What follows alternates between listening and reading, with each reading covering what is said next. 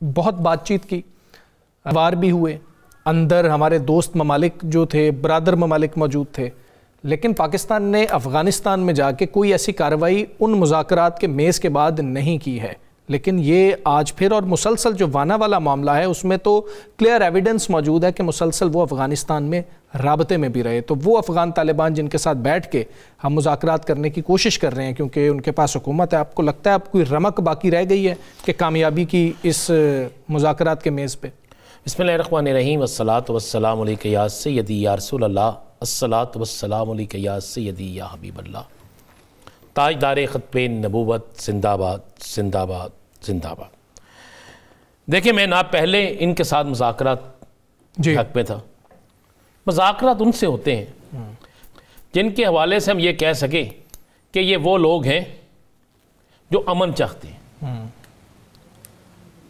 پاکستان نے کئی برسوں یہ جتنی جنگیں جیتے ہیں نا، یہ خود نہیں جیتے، اس میں پاکستان نے ان کی مدد کی ہے، اخلاقی مدد بھی کی ہے اور ہر قسم کی مدد کی، اور یہ سمجھ بیٹھے کہ شاید ہم دنیا کے سب سے بڑے فن خواہ ہیں۔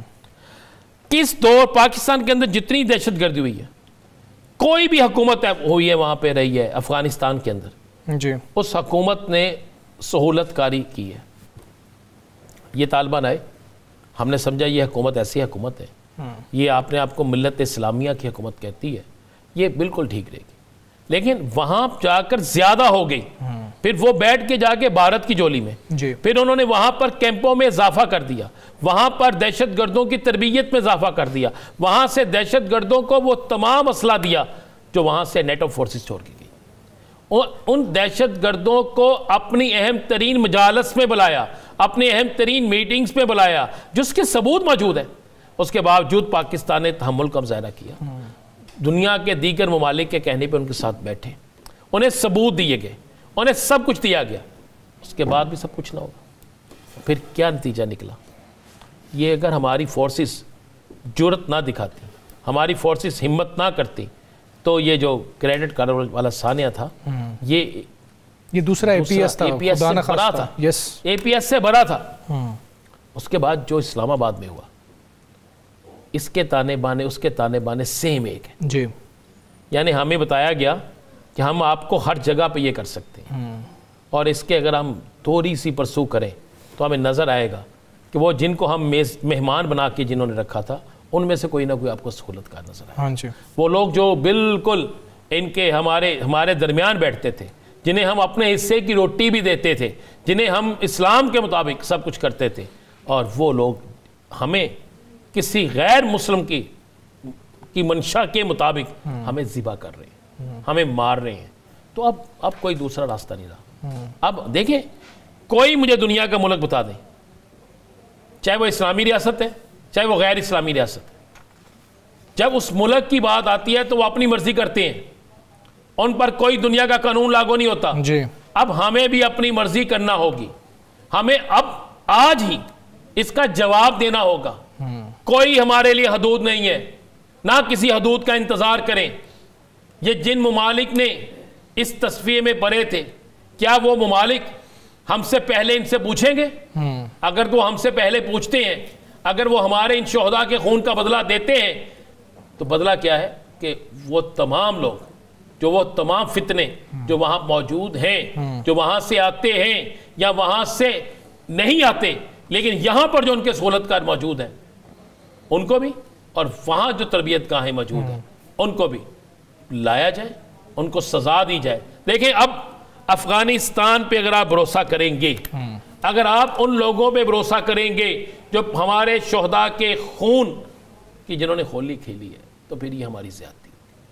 سیاسی جماعتیں ہوں، مذہبی جماعتیں ہوں، عام شہری ہوں، چاہے کوئی بھی شخص ہو، اب ان کو فیصلہ کرنا ہوگا۔ اگر آج سہیل افریدی نے جس طرح کہا کہ ہم اس کی مذمت کرتے ہیں، دونوں کو حوالہ دیا، اب مذمت نہیں، اب مل کر مرمت کرنی ہوگی۔ مذمت بہت ہو گئی، بہت مذمت ہو گئی، اب مذمت سے آگے نکلیں، اب فیصلہ کریں کہ جناب جو ٹھیک ہے ان کو سر پہ بٹھائیں، ٹھیک ہے، اور جو دہشت گرد ہیں ان کے سر کو کچل دیں۔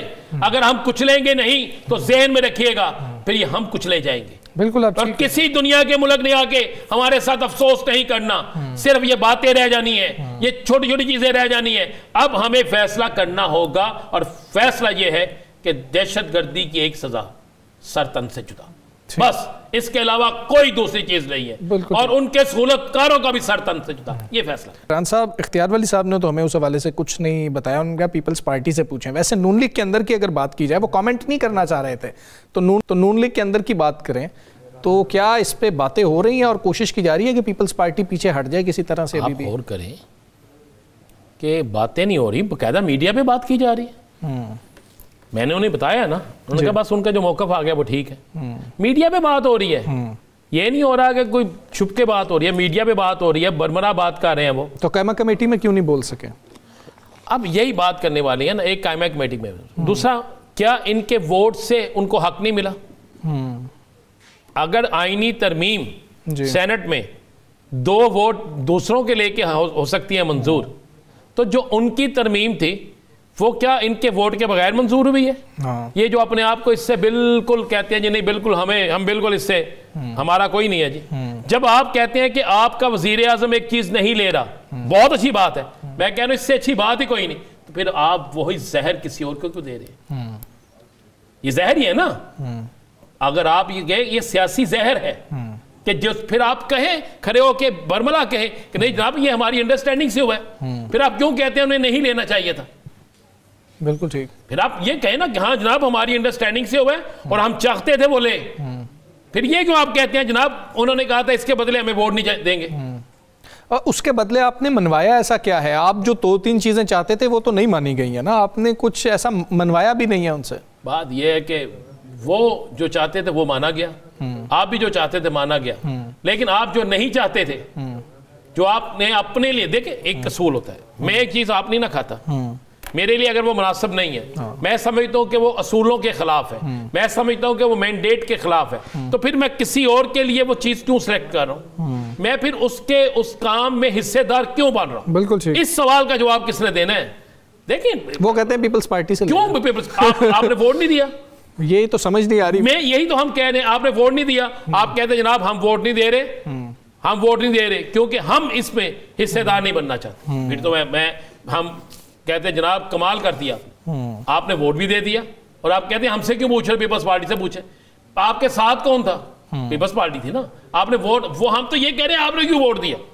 یا تو آپ کہتے ہیں درست ہے, آپ کہہ دیں کہ یہ فیصلہ درست ہے. اچھا میرے بھائی نے کہا کہ یا اون کریں یا ڈس اون کریں. دنیا کے کون سے, مجھے دنیا کے نا کتنے ممالک ہوں گے, ان میں سے آدھے ممالک گنا دیں.